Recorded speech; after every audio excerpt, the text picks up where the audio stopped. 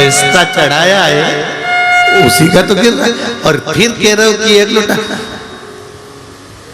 जाते रहो, निवेदन करते रहो, प्रार्थना करते रहो, सुनेगा। तुमने कहा जल चढ़ाने से जल बंद हो जाएगा क्या?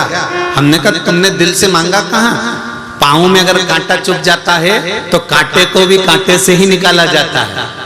कांटे को निकालने के लिए एक चिमटी या एक पिन या कोई कील या कोई नोकेली कोई वस्तु उस कांटे को निकाल देती है। तो कांटे को कांटे से ही निकाला जाता है।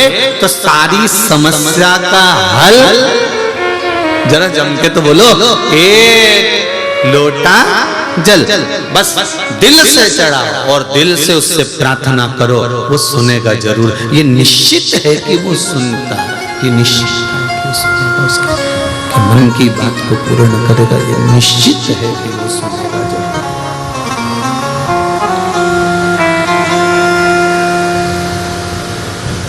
सुनेगा वो, ये निश्चित है।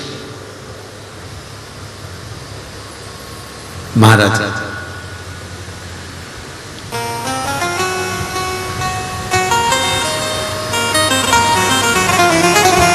एक देवराज नाम का ब्राह्मण, शिव महापुराण का प्रारंभ का महत्तम देवराज नाम के ब्राह्मण से प्रारंभ होता है, जिसने पूर्ण समय में कोई चोरी नहीं करी है, पूर्ण समय में कोई गलत काम नहीं किया, जिसने पूर्ण समय में कोई बेकार काम नहीं करा। केवल उसने अगर शंभु पूर्ण समय में उसने बेकार काम नहीं करा, पूर्ण समय में उसने चोरी नहीं करी, पूर्ण समय में उसने गलत काम नहीं किया। उसने गलत काम तब करा जब वो एक वेश्या के चक्कर में पड़ गया।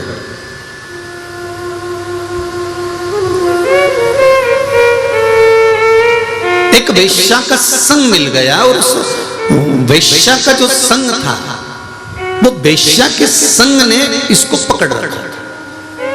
उसकी आसक्ति, काम, तृष्णा, उसने इसको खींच रखा। और उस आसक्ति के कारण, उस काम के कारण, उस तृष्णा के कारण वैश्या ने एक बार इससे कह दिया कि मुझे रानी के गले का हार चाहिए। तो ये हार चुराने के लिए गया और चोरी कर कर लेकर आया। तो राजा को मालूम पड़ गया, उसने दूतों को भेज दिया। ये भागता भागता शिव मंदिर में पहुंच गया। आप देखिए, जब तक ये वेश्या के संग में नहीं था, ये वेश्या के संग में नहीं आया था, वेश्या से इसका संबंध नहीं जुड़ा था, तब तक ये जितना कमा रहा था परिवार अच्छे से चला रहा था, जितना ला रहा था उससे इसका परिवार चल रहा था, जितना इकट्ठा कर रहा था उससे इसका पूरा परिवार आराम से चल रहा था। परिवार में कोई तकलीफ नहीं थी।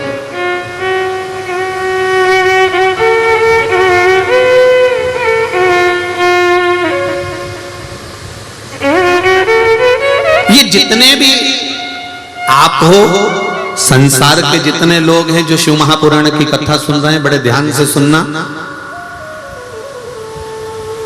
जब तक आप परिवार के प्रपंच में, गलत लोगों के प्रपंच में नहीं पड़ते, तब तक आपकी बहुत सारी कामनाएं या तमन्नाएं नहीं रहती। आप तो भगवान से जब छोटे रहते हो ना, तब भगवान से थोड़ा ही मांगते हो। बस एक छोटा सा घर हो, छोटा सा आनंद हो, भगवान की कृपा हो, मैं रोज मंदिर में पूजन करूं।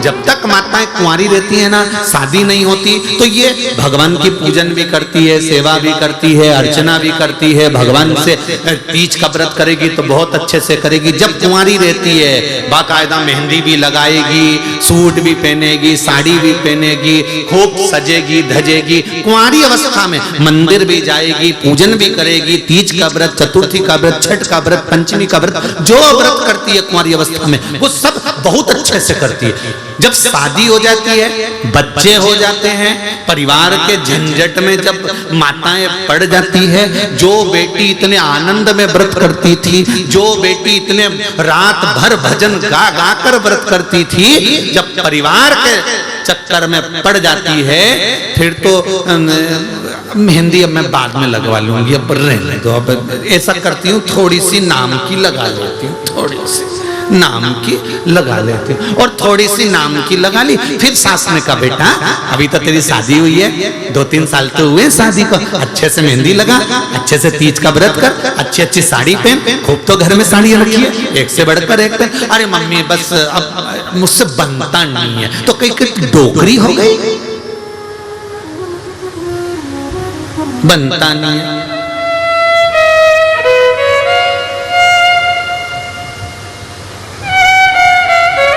ये किसी एक के साथ नहीं, सबके साथ है। जब गाड़ी नहीं थी, 4 व्हीलर नहीं थी, तब नागनाथ भगवान से, घोड़ा नागनाथ में जाकर, पल्ली बैजनाथ में जाकर, त्र्यंबकेश्वर जाकर भगवान को विनती कर कर कर आए थे, बाबा बस 4 व्हीलर गाड़ी आ जाए, फिर तो जब 15 दिन में, 8 दिन में, 10 दिन में मैं दर्शन करने आ जाऊंगा। भगवान ने कहा चलो प्रैक्टिकल कर लेते हैं। भगवान ने इसको एक 4 व्हीलर गाड़ी दे दी। अब इतना मौजी राम हो गया, सब दूर जाने के लिए गाड़ी है, पर भगवान के धाम जाने के लिए गाड़ी कभी तैयार नहीं होती, जब तैयार करे तब कैंसिल। भगवान भी कह रहे थे, इसीलिए नहीं दे रहा था, इसीलिए नहीं दे रहा था। जब तक शादी नहीं हुई, भगवान हरतालिका तीज का व्रत, मम्मी मैं सब तैयारी कर दूंगी, ऑफिस से आएगी, कुंवारी है, ऑफिस से आकर भी तैयारी कर लेगी, खूब आराम से श्रृंगार विंगार करेगी, खूब बड़े प्रेम से, शादी नहीं हुई उससे पहले खूब तैयारी, ढोलक बजा बजा के भजन कीर्तन सब करेगी। आसपास में माताओं को भी खिलाएगी, भाभी आना, काकी आना, हमारे यहाँ तीज का व्रत है, हमारे यहाँ तीज का व्रत है, हमारे यहाँ हरतालिका तीज का व्रत है, हमारे यहाँ फुलेरा बंधेगा, हमारे यहाँ शंकर जी के पूजन, सबको किया। और शादी होने के बाद में अब 4 बार 5 बार सास कह रही है बेटा अब तो उठ जा, कर ले कुछ थोड़ा बहुत तैयारी कर ले पूजन की। अब तो ऐसा मन उचिष्ट हो गया कि वो कहते हैं ना कि भगवान, कई लोग हमसे कहते हैं कि गुरुजी आप इतना कहते हो कि भगवान का भजन करो, भगवान का भजन करो, तो भगवान प्रकट क्यों नहीं होते? भगवान की कथा कह रही है कि गाड़ी मांगी थी, गाड़ी दे दी, गाड़ी आने के बाद गाड़ी की कीमत घट गई, फ्रिज नहीं था घर में, रोज प्राण खाए पति के, फ्रिज ला दो, फ्रिज ला दो, फ्रिज ला दो। जिस दिन से फ्रिज आया एक बार अच्छे से सफाई नहीं करी, वो फ्रिज कचरे जैसा अंदर से हो रहा। वॉशिंग मशीन ला दो, वॉशिंग मशीन ला दो, जब तक वॉशिंग मशीन नहीं आई तो उसकी कीमत इतनी थी, वॉशिंग मशीन आ जाए, वॉशिंग मशीन आ जाए, वॉशिंग मशीन आने के बाद ऐसी है कि वो में चूहा भरा दिया महाराज। बोलो सही है कि गलत है? नहीं, थोड़ा बुरा लगेगा, हिंगोली वालों थोड़ा सा लग सकता है, और लग जाए तो लग जाए। हल्दी की मंडी में कथा चल रही है, बेच देना, उसमें कौन सी दिक्कत है? तो उसमें टेंशन वेंशन नहीं लेना अपने को, अपन तो कथा कल मस्त। जब तक जो चीज नहीं मिलती उसकी कीमत होती है, जो चीज मिल जाती है उसकी कीमत खत्म हो जाती है। मकान छोटा था, बड़ा हो जाए, बस बड़ा हो जाए, बड़ा हो गया। हमेशा कहती थी छोटे से मकान में कहाँ तो कपड़े सुखाऊं, कहाँ जाऊं, छत बड़ी हो तो घूमने जाऊं। भगवान ने 2-3 मंजिल का मकान दे दिया। अब जिस दिन मुहूर्त हुआ था, पंडित जी ने एक बार ऊपर ले जाके पूजन कराई थी, 1-2 बार टेरिस गार्डन में घूमने गई थी, उसके बाद अभी तक नहीं मालूम कि ऊपर क्या क्या पड़ा हुआ है। उस दिन के बाद नी चढ़ी, और चढ़ी तो इतनी ऊपर चढ़ गई कि नीचे ही नहीं आई कभी, इतनी चढ़ी।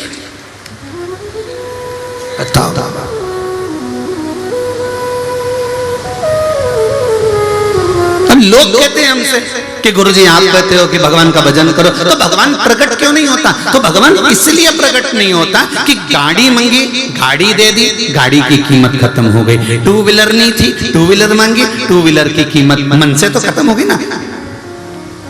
रानी हार था नहीं था, रानी हार मंगवाया, बड़ा हार मंगवाया, चूड़ी मंगवाई, नहीं तो पीछा पकड़ के बैठी थी, ये मिल जाए मिल जाए मिल जाए, कितना अच्छा लग रहा है, एक बार तो दिला दो, और दिला दिया। फिर उसकी कोई कीमत नहीं है, वो पड़ा हुआ है, वो पड़ी हुई है, वो वॉशिंग मशीन, वो फ्रिज, वो मकान, वो गाड़ी, वो बंगला, सब पड़ा हुआ है। फिर कोई नई आसक्ति आ गई, अब ये चीज मिल जाए, वो चीज भी मिल जाती है, फिर उसकी आसक्ति खत्म हो जाती है। अब इसमें कोई मन नहीं है, इसमें कोई आनंद नहीं है। उसी तरह शिव महापुराण की कथा कहती है कि भगवान प्रकट क्यों नहीं होता। भगवान ने कहा तूने पूजन अर्चना करी और मैं प्रकट हो गया, तो तेरी मुझे पाने की आसक्ति फिर खत्म हो जाएगी, फिर तू मुझे पाएगी निश्चित। इसलिए भगवान चाहता है कि यह आसक्ति आपके भीतर, परमात्मा को पाने की आसक्ति आपके भीतर प्रकट रहे।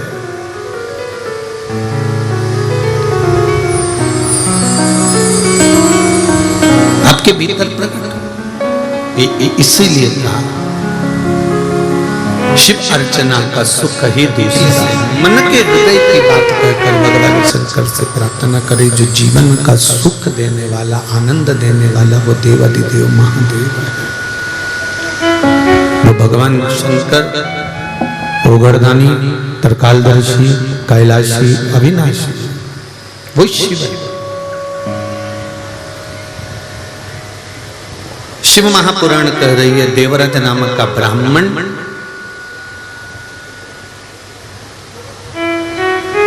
एक वैश्या का संग पाकर अपने जीवन को नष्ट कर। देखिए, चलते हुए जीवन में बहुत अच्छा चल रहा है, आपका बहुत अच्छा जीवन चल रहा है, बहुत बढ़िया आपकी कमाई हो रही है, बहुत बढ़िया दुकान चल रही है, बहुत बढ़िया गृहस्थी चल रही है, बहुत बढ़िया परिवार चल रहा है, बहुत बढ़िया कुटुंब चल रहा है, बहुत अच्छा सब काम हो रहा है, सब चीजें अच्छी चल रही है। पर उसके अंतर्गत कभी कभी कभी कभी ऐसा योग बन जाता है, ऐसा क्रम हो जाता है कि हमारा करा धरा सब बेकार हो जाता है। हमारा जितना करा हुआ है वो सब पानी फिर गया। 25-50 लाख रुपए तुमने कमा लिए, इकट्ठे कर लिए, बैंक में भी आ गए, बहुत कुछ तुमने प्राप्त कर लिया, पर कई बार तुम जब और अच्छा करने का सोचते हो ना कि ये मैं और कर लूंगा, और तो तुमने फिर कई विचार करा कि यह काम करता हूँ कि मैं डब्बे का काम कर लेता हूँ, मैं शेयर मार्केट का काम कर लेता हूँ, फ्री तो बैठा हूँ, घर में से ही कर लूंगा।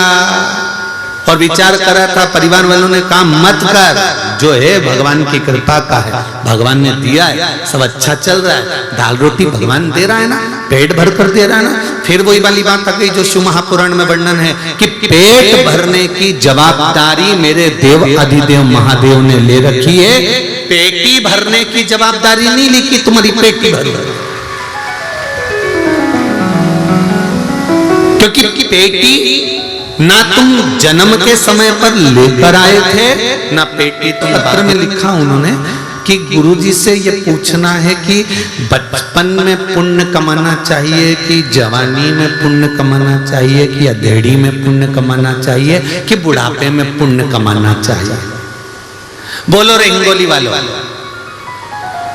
तेरा क्या होगा रे कालिया, तुम बता दो कि पुण्य कब कमाना चाहिए, बोलो जरा। बचपन में पुण्य कमाना चाहिए कि जवानी में पुण्य कमाना चाहिए कि अधेड़ी में पुण्य कमाना चाहिए कि बुढ़ापे में पुण्य कमाना चाहिए। शिव महापुराण की कथा कहती है, जवानी में जो तुमने पुण्य कमाया है तो वो पुण्य तुम्हारा जवान की जवान बना रहेगा, अंतिम समय तक चलता रहेगा।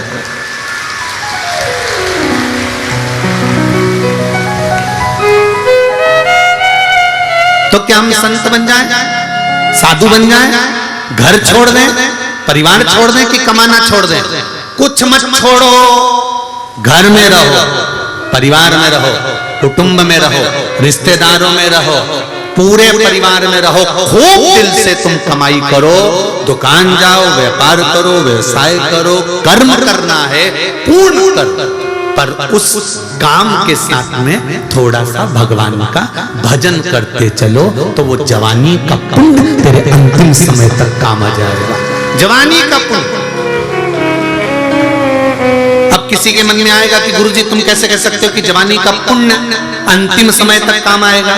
तुम किस शर्त पर कर सकते हो? तो घर में जितनी बुजुर्ग माताएं हैं, घर में जितने बुजुर्ग भाई हैं, इनसे पूछ लेना, जवानी का खाया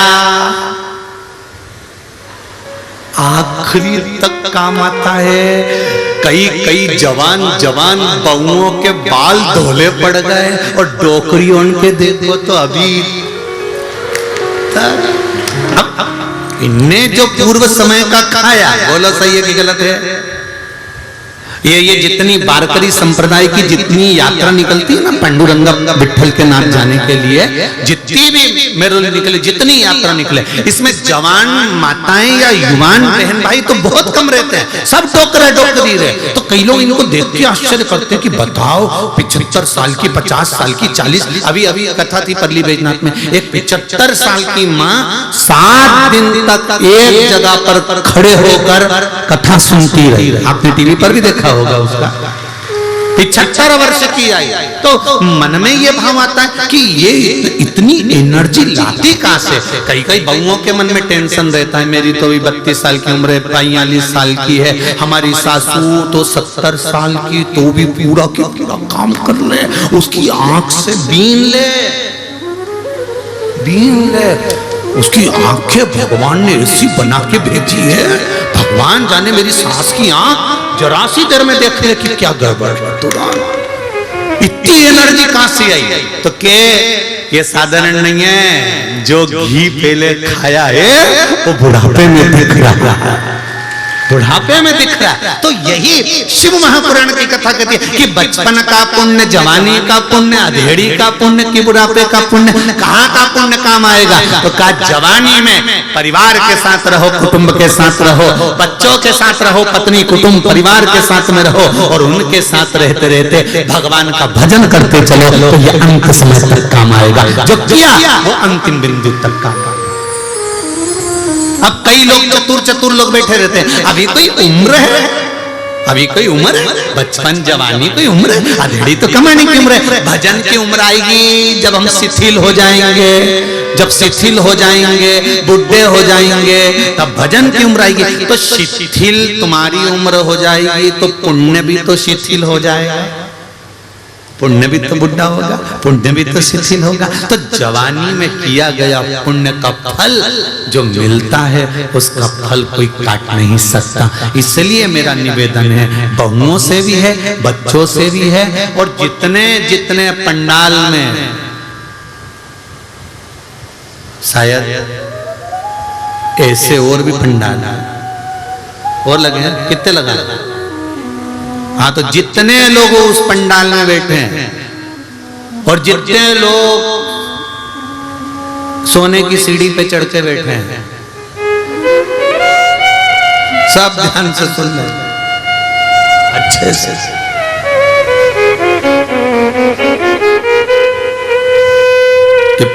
पुण्य कमाई करो, दुकान जाओ, व्यापार करो। कभी इस व्यासपीठ से हमने कभी ये नहीं कहा आपसे कि आप अपना कर्म मत करो, बोला कभी? हमने एक ही बात बोली, खूब काम करो, खूब कमाओ, दिल से कमाओ। तुम कमाओ, किसी को दान करो मत करो, किसी को दो मत दो, पर अपनी कमाई का थोड़ा सा अपने ऊपर भी खर्च करो, जिससे तुम्हारा जीवन अच्छा रहे, तुम्हारा जीवन अच्छा रहे। कमाया कमाया कमाया कमाया, आखिरी में यही छोड़ के चले गए। तुम गए, वो 12वें के दिन नुक्ती पूड़ी और चने की सब्जी खा रहे।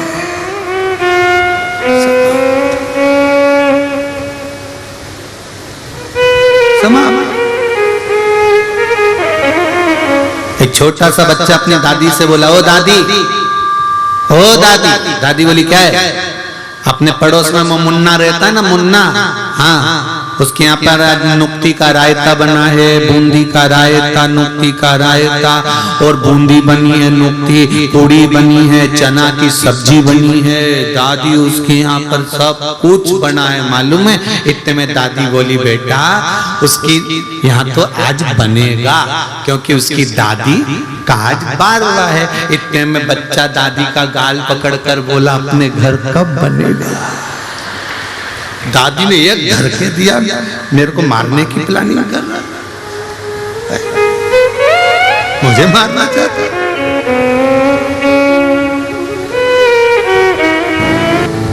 उसकी कृपा क्या होती है, उसकी दया क्या होती है, उसकी उदारता क्या होती है, ये वही जानता है।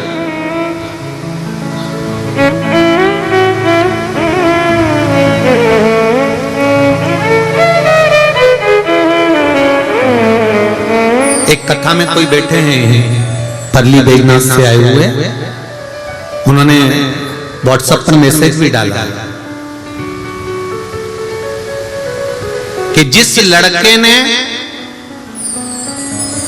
32 बार इंटरव्यू दिया था और जो लड़का इंटरव्यू में नौकरी लग नहीं रही थी, पास नहीं हो रहा था, गुरुजी आपने कहा था कि कथा सुन लो परली बैजनाथ में।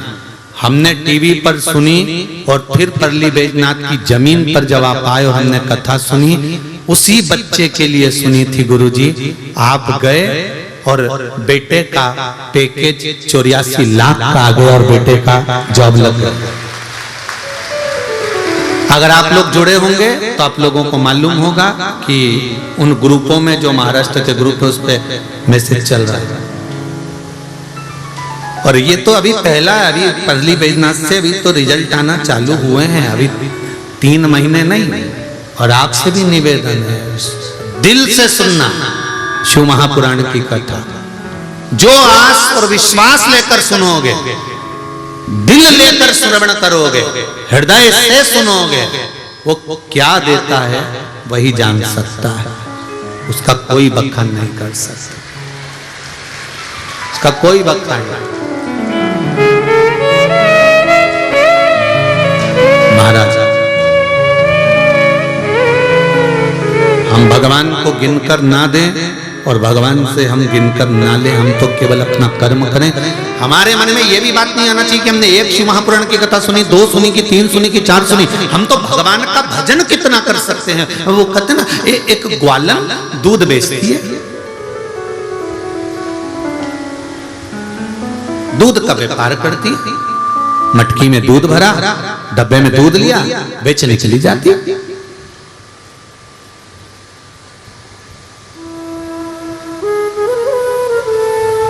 वहीं पर मल्लुकदास जी बैठे थे।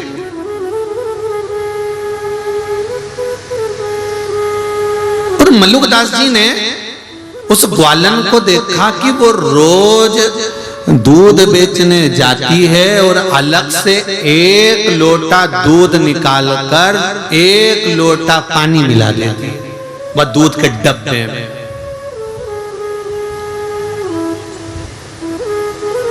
अब वो दूध के डब्बे में 1 लोटा पानी मिला दे, वो दूध निकाले और पानी मिला दे।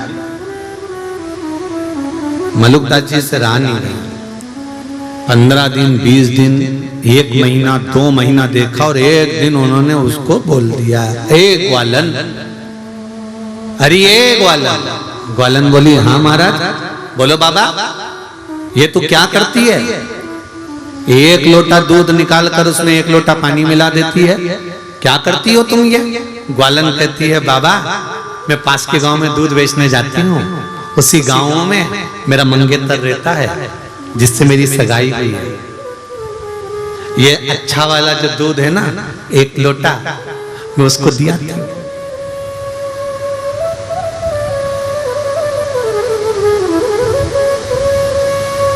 शादी हो गई तेरी? अभी थोड़ी ना हुई है, 2 साल के बाद होगी। अच्छा,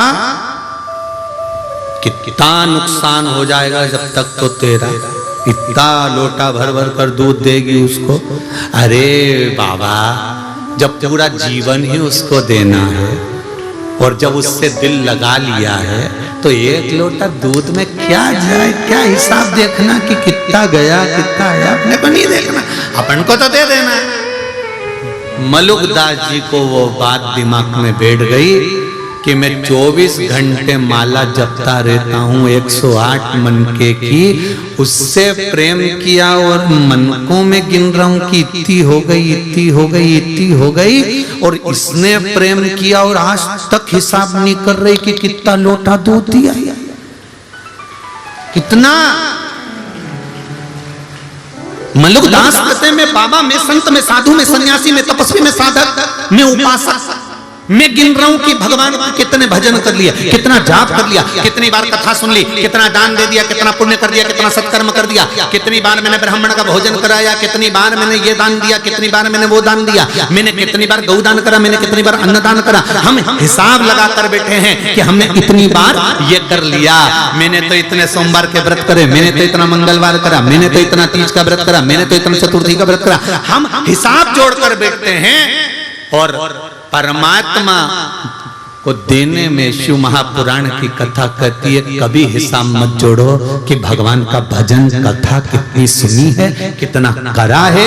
जब तुम्हारा भजन का हिसाब रखेगा तो वो त्रिकालदर्शी कैलाशी अविनाशी मेरा शंकर रखेगा, और उस हिसाब के बल पर क्या देता है ये उसके ऊपर है। हमें हिसाब नहीं रखना कि हम क्या कितना दिया कितना करा।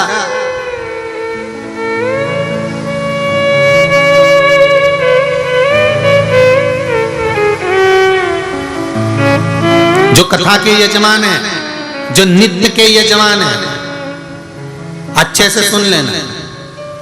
अपन ने क्या करा, कितना खर्च करा, क्या लगाया, क्या चढ़ाया। कथा में 7 दिन भी स्मरण मत करो, 7 दिन के बाद भी कोई पूछे तो मत बताना। क्यों? क्योंकि हमने जब अपने दिलदार को दे दिया, एक बार मोबाइल जब मैडम को दे दिया तो बार बार के मत बताना 20,000 का दिलाया था तेरे को, मैडम उठा के फेंक देगी, ले तू ही। बोलो सही है कि गलत है? बात में क्या, मैंने तो तेरे को 20,000 का मोबाइल दिलाया, मैंने तो तेरे को 20,000 का मोबाइल दिलाया, तो वो रखेगी? ये रख लो तुम्हारा मोबाइल तुम्हारे पास ही, और ये मत सोचना कि तुम ही दिलाया। एक फोन उसने लगाया अपने पप्पा को, और फिर मत कहना कि काली मिर्ची लग गई। एक फोन पापा को मिलाया, पापा छोरी क्या हो गया, इनने मेरे को 20,000 का मोबाइल दिलाया, 25 बार के बता दिया, वापिस दे दे, मैं पहुंचा रही हूँ तेरा भाई आ रही है देने के लिए। फिर तो मायके से मोबाइल आया और ससुराल वालों का मुंह भगोना हो गया। तभी फिर तो सबने कहा हमसे तो बोलती बेटा, फिर तो सास भी बोली हमसे तो कहती, जब उसने कहा तो हमसे तो बोलती, मैं दिला देती, तो क्या जिसके साथ प्रण के आई, विवाह करके आई, उसने क्या बता दिया कि 20,000 का था, तो तुम नहीं कहती बार बार कि मैंने बहू को मोबाइल दिया, बहू को इसलिए मैंने दिया। इसलिए निवेदन है शंकर भगवान को जो दिया, शिव जी के लिए जो किया, किसी को मत बोलना कि क्या किया, फिर वो जाने और उसका काम जाने, अपने को नहीं बोलना। नहीं तो रख ले तेरा मोबाइल तेरे नीचे। देवराज ने अपनी पूर्ति जहां तक थी वहां तक तो भगवान पेट भरता है, वहां तक भगवान देता है। भगवान कहते हैं कि तेरा जन्म नहीं हुआ और माता के स्तनों में दूध दिया, तेरी पूर्ति तक का तो मैं दे दूंगा, पर तेरे सोचे कि पेटी भरा जाए, घर भरा जाए, संपदा भरा जाए, भगवान के ये सब यहीं छोड़कर जाना है, इसलिए इसकी जवाबदारी नहीं है। मैं तेरी जवाबदारी ले सकता हूं कि पेट दिया है तो भूखा नहीं रखूंगा, अंतिम समय तक तेरा साथ दूंगा, तो चिंता मत करना। मैंने जन्म दिया है तो अंत समय में कोई अगर अग्नि नहीं देगा, लकड़ी नहीं देगा, तो मेरा शंकर कहता है मैं खुद आऊंगा, अग्नि भी दूंगा, लकड़ी भी दूंगा, भस्म बनाकर लपेट भी लूंगा। शिव कहता है मेरा है, मैं तुझे संभालूंगा, तू मेरा बनकर रहे।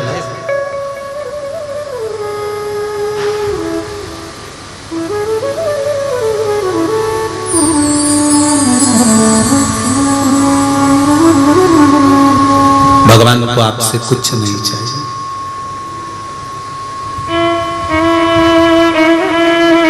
कुछ भी परमात्मा को नहीं चाहिए आपसे। महाराज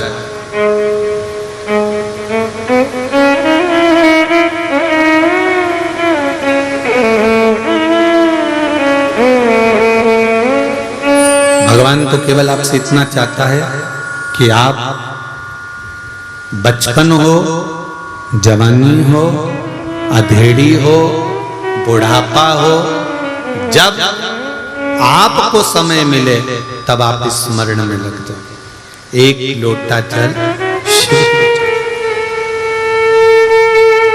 मात्र एक लोटा जल हमारे जीवन की सारी समस्या का हल कर देता है। शिव तत्व है ऐसा।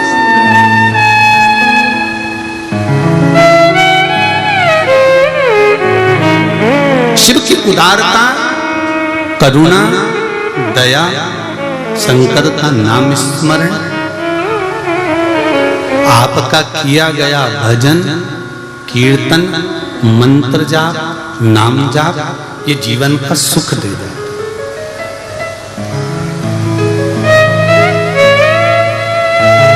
आप दिल से बोलो उसको, आप दिल से पुकारो उसको, दिल से सुनता है।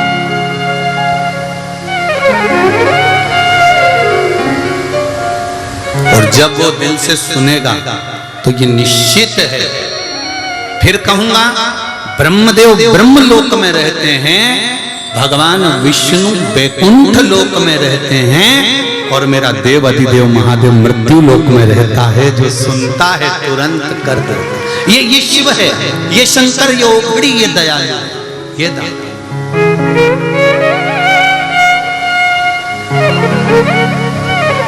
उसकी उदारता इतनी, उसकी करुणा इतनी।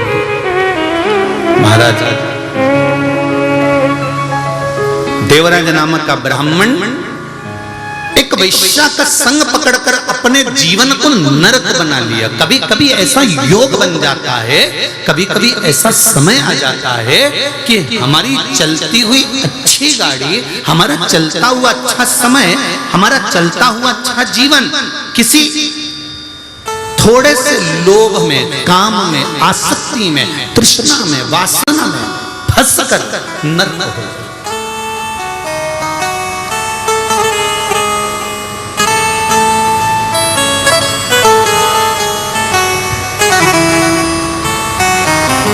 बहुत अच्छा जीवन चल रहा है, पर थोड़ा सा लोभ जाग गया, थोड़ा सा अहंकार जाग गया, थोड़ी सी काम जाग गया, थोड़ी सी वासना जाग गई, थोड़ी सी तृष्णा जाग गई, और हमारा जीवन हमने नरक कर लिया।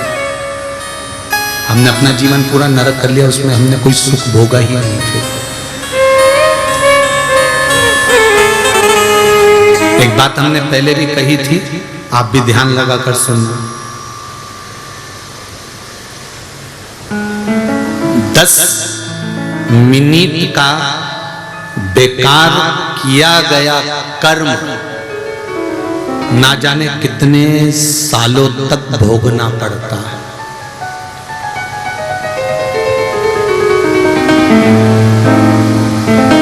कितने सालों? झूठ, छल, प्रपंच, कपट, बेईमानी हम थोड़ी सी करते हैं और एक जन्म में उसका भोग नहीं भोग पाते। 84 लाख योनियां जो हैं ये हमारे कर्म को भोगने के लिए है। तो गुरुजी एक छोटा सा झूठ, छल, बेईमानी, कपट, प्रपंच से क्या इतना भोगना पड़ता है? इतना भोगना पड़ता है? ऐसा कोई होता है क्या? तो देख लो, थोड़ी सी देर का क्रोध आया, प्रैक्टिकल देखिए, थोड़ी सी देर का क्रोध आया, गुस्सा आया, चाकू उठाया, तुमने उसके पेट में मार दिया। कितनी देर लगी? 2 मिनट, 5 मिनट, 10 मिनट, 15 मिनट, पेट में चक्कू, पेट में चक्कू मार, मर गया। पुलिस पकड़ कर ले गई, अदालत थाने में पटक दिया, बोलो पटका कि नहीं पटका?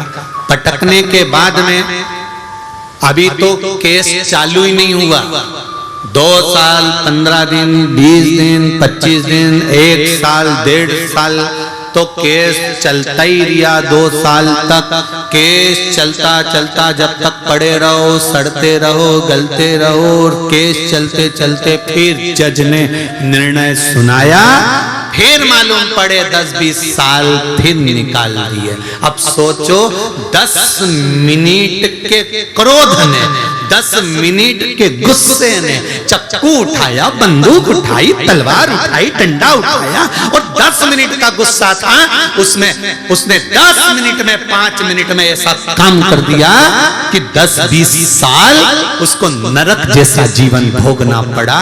तो जरा सा क्रोध आया था और 20 साल भोगना पड़ा।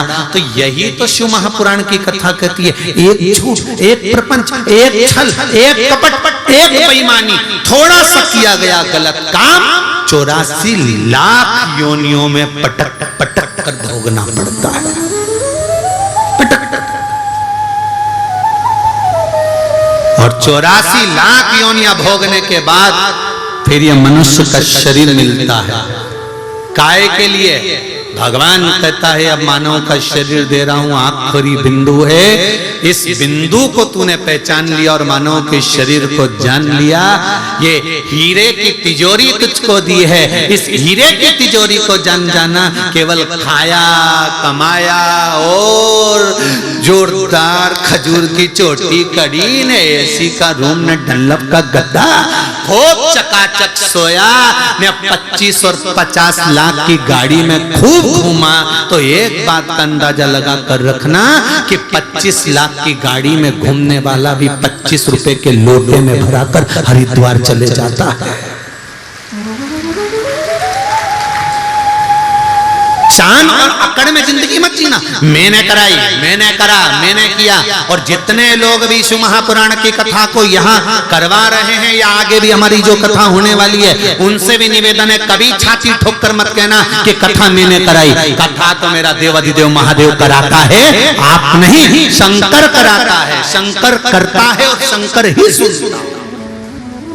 हमारी सामर्थ्यता नहीं है कि हम कुछ कर सकते। अंदाजा निकाल दो, छोड़ कि हमने कुछ करा। वो तो जो स्वर्गीय दुर्गा प्रसाद जी अग्रवाल जो जीव गया है और जिसके निमित्त से सीहोर में आकर यह कथा ली गई थी, उनके पुत्र ने समीर जी को, आशीष जी को कहा था हमारे पिता के निमित्त से। हम जब ही समझ गए थे कोई साधारण व्यक्ति नहीं, कोई शंकर का ही भगत गया होगा जो हिंगोली को तारने के लिए ये कथा लेकर जा रहा है। कोई साधारणता नहीं हो सकती। और जितने लोग इस कथा को सुन रहे हैं, भले आस्था चैनल पर सुने, फेसबुक यूट्यूब पर सुने, हरतालिका शिव महापुराण की कथा को आप लोग श्रवण कर रहे हैं, जरा ध्यान से सुनिए, ध्यान से स्मरण करिए। और जितने लोग यहाँ बैठकर सुन रहे हैं, दिल लगाकर सुनना, बार बार नहीं मिलती शिव महापुराण की कथा, बार बार नहीं मिलती। इतने सालों के बाद महाराष्ट्र को 2 कथा मिली है और इसके बाद फिर 1-2 साल के बाद नंबर लगेगा, क्योंकि कथा इतनी रहती है कि समय मिलना भारी। कहीं शिव की कृपा से एक परली बैजनाथ और दूसरी हम तो कहेंगे हिंगोली नहीं, नागनाथ भगवान को कराना थी। उनने कहा मैं काय को खाली रही हूं, तो उनने करा दी। हम तो यही समझेंगे क्यों नागनाथ सुन रहे हैं। वो परली बैजनाथ में हुई थी तो इनने उधर इशारा कर दिया। जैसे ट्रस्टी होने रहते ना, मंदिर के ट्रस्टी, परली के ट्रस्टी और नागनाथ के ट्रस्टी, उधर से उन्होंने फोन करके बोल दिया होगा कि ऐसी ऐसी बात है और दर्शन कराना है, महाराज आ रहे हैं। तो आपस में बैद्यनाथ और नागनाथ की भी बात हो गई होगी, निकला है महाराज, परली में कथा हो गई है तो हिंगोली भी हो जाए। तो बाबा की कृपा थी और कहीं शिव की कृपा होती है तब जाकर ये शिव महापुराण की कथा मिली। ये उसकी करुणा, कोई कहा नहीं। 7 दिन परिवार वालों को भी फोन करके कह देना, रे भैया जिसको कथा सुनना है तो आओ, परंतु निवेदन है 3 घंटा मेरे से फालतू की बात होगी नहीं और मैं घर में रहूंगी नहीं। मैं तो चली हिंगोली की मंडी। जी हो, बिल्कुल कह देना, अपने से तो बोलना ही नहीं। 7 दिन अलमस्त आनंद के साथ चकाचक, अपने कई टेंशन। तो खाना कौन बनाएगा? तो बनाने की जरूरत क्या है? कूपन लो जा, या कौन समाज का पक्षी जा। कथा कह रही है महाराज देवराज ने वो एक वैश्या का संग पाकर गलत कर्म कर लिया और उस वैश्या के कहने पर राजघराने में पहुंचकर चोरी कर ली। चोरी का हार लेकर चला, उसके पीछे राजा के दूत दौड़ने लगे। सैनिक दौड़ते दौड़ते दौड़ते दौड़ते उसके पीछे गए। वो दौड़ता हुआ शिव जी के मंदिर में छुप गया जहां शिव महापुराण की कथा चल रही थी। थोड़ी सी कथा उसकी श्रवण में गई, थोड़ी सी कथा उसके कानों में गई, और जो कथा उसके कानों में गई उस कथा का फल क्या मिला कि बाहर निकला, बेलपत्री के वृक्ष के नीचे उसके प्राण छूट गए। रुद्राक्ष की माला, भस्म का तिलक, चंदन, बेलपत्र, जो शिव को समर्पित होने वाली वस्तु है वो साधारण होती ही नहीं है।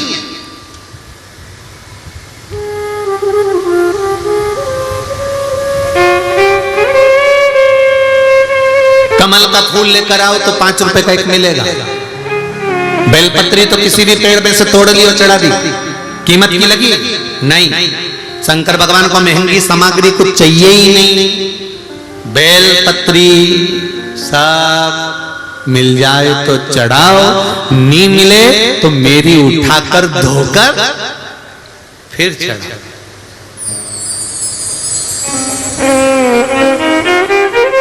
वापिस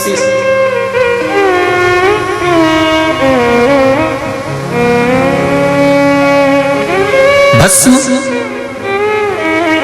कितनी कीमत की होगी?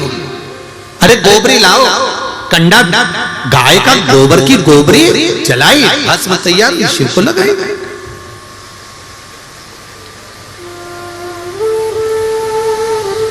कहा धतूरा बहुत महंगा मिलता है, कहीं से तोड़ लाए, शिव जी को चढ़ा दिया। धतूरे की कीमत मूलो। चंदन, जल, शंकर भगवान कहते हैं मुझे चढ़ने वाली संपूर्ण सामग्री जितनी भी है इसकी कोई कीमत नहीं है।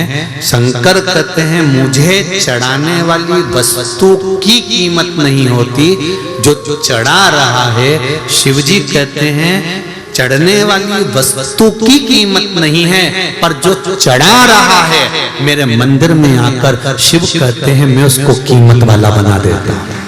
वस्तु की कीमत नहीं होती, पर शंकर के पास जो पहुंचा है, शिव के नजदीक में जो पहुंचा, शंकर के पास जो गया, शिव के पास पहुंचकर जिसने वस्तु समर्पित करी है, शिव कहते हैं मैंने उसको कीमत वाला बना दिया,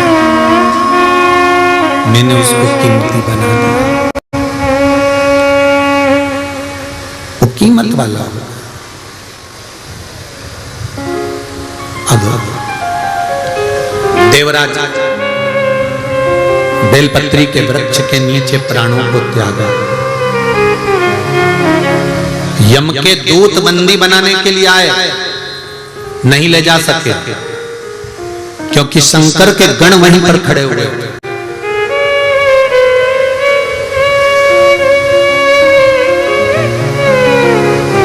शिव के गण वहीं पर है।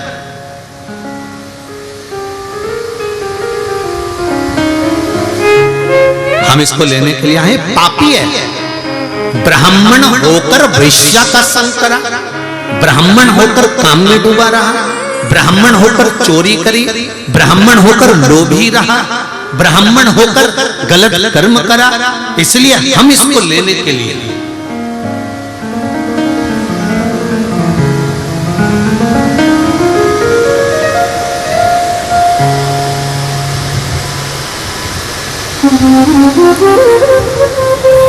पर शंकर भगवान के गणों ने कहा तुम इसको ले जा नहीं सकते। कारण कितना भी बड़ा पापी हो, कितना भी बड़ा लोभी हो, कितना भी बड़ा कामी हो, कितना बड़ा भी अहंकारी हो, बेलपत्री के वृक्ष के नीचे इसके प्राण छूटे। ये वृक्ष कोई साधारण है क्या? जिस वृक्ष के नीचे 64 योगिनियां, जिस वृक्ष के नीचे लक्ष्मी झाड़ू लगाती हो, जिस वृक्ष के नीचे नारायण भगवान शंकर का गुणगान करते हो, जिस वृक्ष के नीचे ब्रह्मा बैठने के लिए तरसते हैं, जिस वृक्ष के नीचे इंद्र पारिजात वृक्ष को लाकर भी समर्पित कर कर छोटा बन गया, जिस वृक्ष के नीचे 33 कोटि देवता बैठकर भगवान शंकर से वर प्राप्त कर लेते हैं, जिस वृक्ष के नीचे पापी से पापी जीव का भी उद्धार हो जाता है, उस वृक्ष के नीचे ये बैठा है जहां इसके प्राण छूटे।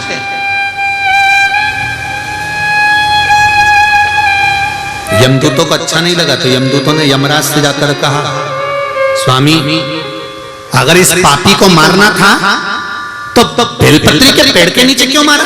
इसको कहीं दूसरी जगह मार देता, हम पकड़कर रस्सी में बांध कर फिर यम लोग लेकर जाते। इसको बेलपत्री का वृक्ष क्यों मिला? क्या कारण था? क्या कारण था कि इसको बेलपत्री का वृक्ष मिला मरते समय? उसका कारण क्या था? यमराज ने धर्मराज से पूछा, धर्मराज ने चित्रगुप्त महाराज से पूछा, तो चित्रगुप्त महाराज ने इसकी लेखनी पढ़कर बताया कि इसके प्राण बेलपत्री के पेड़ के नीचे क्यों छूटे।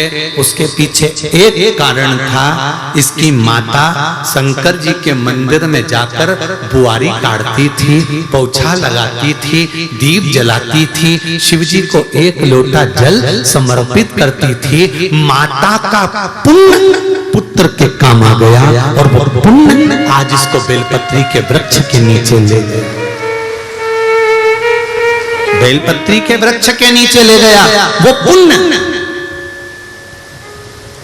इतने सारे लोग आस्था चैनल पर कथा सुन रहे हैं, करोड़ों करोड़ों लोग फेसबुक यूट्यूब पर सुन रहे हैं, इतने लाखों लोग इस हिंगोली की मंडी में कथा बैठकर श्रवण कर रहे हैं, इतने सारे लोग बैठकर कथा सुन रहे हैं। कभी घर पर जाकर एकांत में बैठकर विचार करना कि बेलपत्री के पेड़ के नीचे देवराज गया नहीं था, उसको खींच कर ले गए महादेव और उसके प्राण छूटे। ऐसा क्या कारण था कि बेलपत्री के पेड़ के नीचे मरा? कहीं दूसरी जगह मर जाता, पर बेलपत्र के पेड़ के नीचे माता ने जो पुण्य करा था वो पुण्य काम आ गया। तो हिंगोली वालों जरा विचार करना कि तुमने कौन सा पुण्य करा होगा जो शिव महापुराण में जाकर विचार करिए कि हमने कौन सा पुण्य करा होगा, हमने कौन सा सत्कर्म करा होगा, हमने ऐसा कौन सा कर्म करा होगा। जैसे बच्चा छोटी सी गुल्लक भरता है और गुल्लक भरते भरते गुल्लक जब भरा जाती है फूटती है तो कोई गिफ्ट लेकर आता है, कोई गिफ्ट लेकर आता है। उसी तरह जब पुण्य की गुल्लक भराती है, सत्कर्म की गुल्लक भराती है, अच्छे कर्म की गुल्लक भराती है। हमारे दादा परदादाओं ने जब कोई अच्छा कर्म करा होगा और उनके पुण्य की गुल्लक भरी होगी, तब जाकर हम कहीं शिव महापुराण की कथा को सुन पाते हैं। ये उसकी कृपा से, ये हमारा कुछ भी नहीं।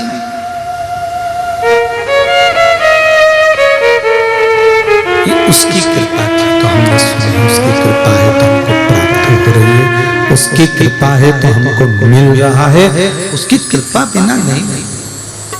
उससे निवेदन करना कि हमारा पुण्य हमारे सम्मुख आकर खड़ा हो गया, वो पुण्य हमारे सम्मुख में है। शिव जी के गण देवराज को ले जाने लगे। शंकर भगवान सामने आ गए, तुम लेकर मत चलो, मैं लेकर चल। जिसके गले में रुद्राक्ष होता है, जिसके गले में रुद्राक्ष डला होता है, वो कहीं पर भी रहे। आजकल नए नए कैमरे आ गए, जो ये सीसीटीवी कैमरे लगे रहते हैं। इस कैमरे में किसी एक व्यक्ति का फोटो फिट कर दो, वो व्यक्ति जहां रहता है कैमरा वहीं घूमता रहता है। पूछना किसी से, बता देगा जो कैमरा लगाने वाला होता है। ये कैमरा आज का नहीं है, पुराने समय का, शंकर जी के समय से चला आ रहा है। शिव जी ने भी कह दिया था, पार्वती जिसके गले में रुद्राक्ष हो, मस्तक पर त्रिपुंड हो और गले में रुद्राक्ष धरा हो और मुख पर पंचाक्षर ओम नमः शिवाय, पंचाक्षर या षडाक्षर ओम नमः शिवाय या श्री शिवाय नमस्तुभ्यम जिसके मुख पर होता है, गले में रुद्राक्ष डला होता है, मस्तक पर अगर चंदन या तिलक लगा होता है, शंकर पार्वती से कह रहे हैं वो जहां रहता है मेरी दृष्टि उस पर पड़ी रहती है, देखता रहता हूं कि वो कहां है। कैमरा चल रहा, कैमरा चालू रहता है कि वो गया कहां।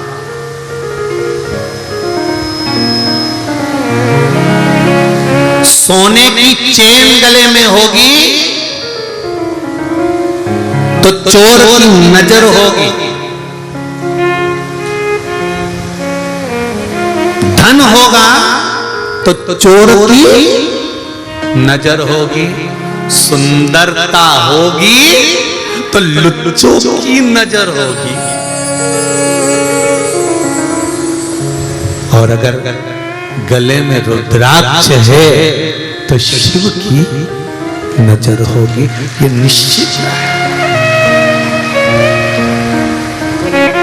तुम कैमरे की निगाह में हो, तुम कैमरे में हो, तुम शंकर की निगाह में, शंकर के सामने हो, तुम शंकर के सामने हो, शंकर की निगाह में। एक रुद्राक्ष, शिव महापुराण एक मुखी से लेकर 14 मुखी तक रुद्राक्ष का वर्णन करती है। स्कंद पुराण 21 मुखी तक रुद्राक्ष का वर्णन करती है। लिंग पुराण रुद्राक्षों का स्मरण करा देती है। एक रुद्राक्ष, और वो रुद्राक्ष भी कोई साधारण नहीं, जो शंकर का हो, जो शिव का समर्पित हो, शिव स्मरण का। आज के जमाने में तो इतने नकली रुद्राक्ष आ गए कि असली को पहचानना मुश्किल है। असली को पहचानना मुश्किल। जैसे एक भेरू जी का ओटला, भेरू जी का ओटला देखा, एक पेड़ के नीचे इतना बड़ा पत्थर रखा, उसके पास में बहुत सारे पत्थर, पत्थर पर सिंदूर पुता, और किसी ने कह दिया ये हमारे यहाँ का भेरू जी का ओटला। तो कि भेरू जी महाराज रहते हैं। एक पढ़ा लिखा लड़का, पढ़ा लिखा लड़का ने आकर पूछा पिताजी से, पिताजी ये क्या है, इस पेड़ के नीचे इतने सारे पत्थर रखे, सब पे सिंदूर पुता है, ये क्या है? पढ़े लिखे लड़के ने पूछा तो पिताजी बोले ये अपने भेरू जी। अच्छा, तो लड़के ने पढ़ा लिखा था तो उसने पूछ लिया, यहाँ तो इतने सारे पत्थर रखे, सब पे सिंदूर पुता है, इसमें असली भेरू कौन सा? अब यहाँ इतने सारे पत्थर, सब पे सिंदूर पुता, तो इसमें असली भेरू कौन सा? पिताजी बोले बेटा हमको तो पता नहीं, दादाजी से पूछ लेना। तो दादाजी के पास पढ़ा लिखा लड़का गया, दादाजी से पूछा, दादाजी अभी मैं आ रहा था गांव में तो एक ओटला वहां पेड़ लगा था, वृक्ष के नीचे इतने बड़े पत्थर रखे थे, सब पे सिंदूर फूटा था। मैंने पापा से पूछा कि ये क्या है, तो वो बोले भैरू जी का ओटला है। तो इतने सारे भैरू रखे थे पिताजी, इसमें असली भैरू कौन सा है? तो इतने में दादाजी बोले, बेटा हमारा जमाना में तो एक ही भैरू था, इतना बड़ा जो पत्थर रखा देखा होगा ना, लोग उसी पे सिंदूर पोतते थे, वही असली भैरू था। तो फिर इतने सारे भैरू कहां से आ गए? तो दादाजी बोले, बेटा लोग सिंदूर पोतने आते थे, साथ में रुमाल ने पिन्नी लाते थे, एक भाटा उठाया पत्थर, हाथ पोछा पटक गए, दूसरा भाटा उठाया, हाथ पोछा पटक गए, इतने सारे भैरू इकट्ठे हो गए। असली भैरू तो बेचारा बैठे ही रहता है, उस पे कोई सिंदूर नहीं लगाता, ये पुतौआओं पे पोत के चले जाता है। जो भी आता है इन सबको पोत देता और असली वाला बेचारा बैठे ही रह जाता है। उसी तरह इतने इतने रुद्राक्ष, इतने रुद्राक्ष, इतने रुद्राक्ष, इसमें असली कौन सा है? पढ़े लिखे लड़के को भैरू छाटने में जीवन निकल गया तो रुद्राक्ष कैसे छाटोगे? बड़ा कठिन, बहुत कठिन। असली की पहचान क्या?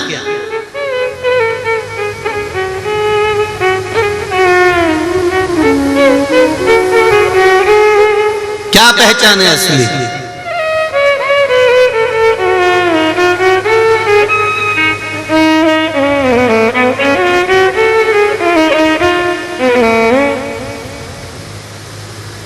बोल दो जल्दी से, असली रुद्राक्ष की पहचान क्या है? का गुरुजी ISI मार्क लगा,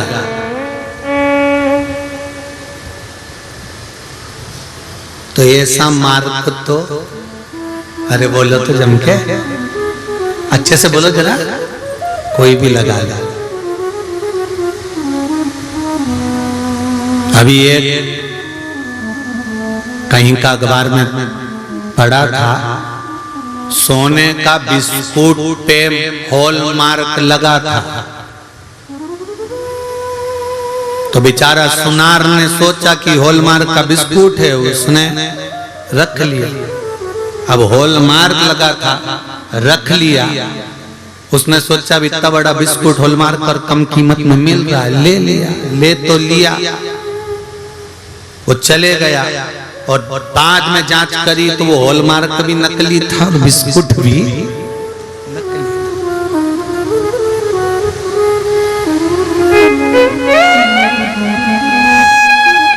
असली की पहचान क्या है? असली की पहचान है जब जल का पात्र हो, शहद का जल हो, उस जल के पात्र में रुद्राक्ष हो, उस रुद्राक्ष का भार डूब रहा है कि तैर रहा है, उससे अंदाजा लगाया जाता है कि कितना मुखी है और क्या फल दे सकता है, क्या फल दे सकता है।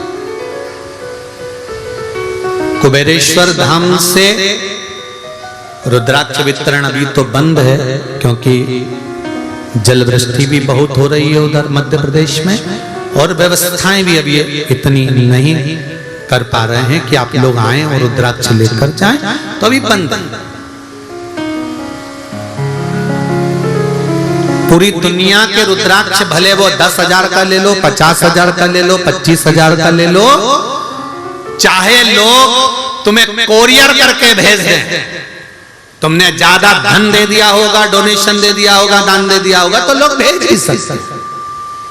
पर कुबेरेश्वर धाम का रुद्राक्ष ना तो कोरियर से आता है और ना कहीं कीमत से मिलता है, वो तो कुबेरेश्वर धाम की कंकर शंकर की भूमि से निःशुल्क आपको प्राप्त होता है। पूरी दुनिया का रुद्राक्ष का जल बीमारी के लिए पीकर देख लेना, और एक बार कुबेरेश्वर धाम का रुद्राक्ष का जल तांबे के लोटे में गलाकर शिव को चढ़ाकर किडनी, लीवर, हार्ट, कैंसर, जो बीमारी हो उसके लिए 15 दिन से ज्यादा नहीं, तुम 10-15 दिन 20 दिन पी कर देख लेना।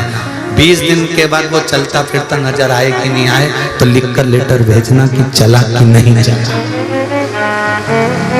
उस रुद्राक्ष की महत्व,